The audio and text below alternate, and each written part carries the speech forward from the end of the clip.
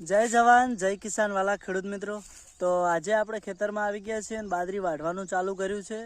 અને તમે જુઓ કે આજે તો એટલી બધી જોરદાર ગરમી પડે ને કે ટક્કર નથી ચલાતી, અને બીજી બાજુ કે સહેજે વાયરો જ નથી.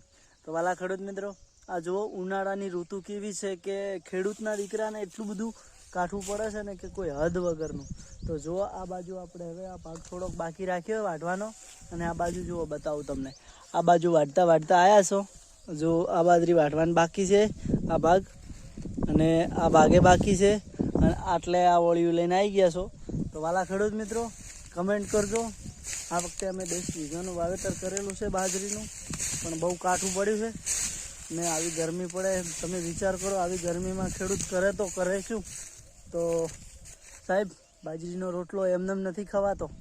બાજરીનો રોટલો ખાવો હોય ને તો પરસેવો પાડવો પડતો હોય છે સાહેબ, અને એ પણ ખરા તાપમાં, ખરી ગરમીમાં. અને તમે એસીના વાયરે સૂતા હોય અને પછી કહો આહા ગરમી લાગે. બાકી સાહેબ, ખેડૂતની જિંદગી કેવી રીતે જીવી અને ખેડૂત જે સહન કરે છે ને એ તમે સહન ના કરી શકો. વાલા, વિડીયો ગમે હોય તો કમેન્ટ જરૂરથી કરજો. જો તમને બતાવું હું, હેડો આપણે બાજરી વાઢવાનું ચાલુ આપણા ઘરના વાટે. હેડો ફટાફટ આ જો આટલે ચાલુ છે વાઢવાનું.